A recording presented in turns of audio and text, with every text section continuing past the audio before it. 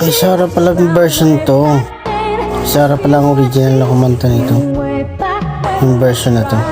Yung sikat na maybe this time ngayon 2024.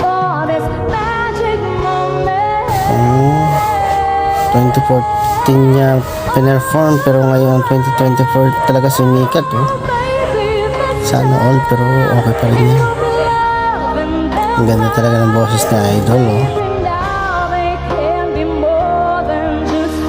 Idol Sarah Geronimo.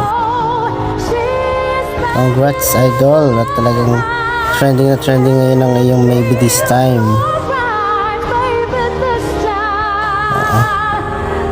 Version niya pala yun Parang may buhok pa ako din Oo ano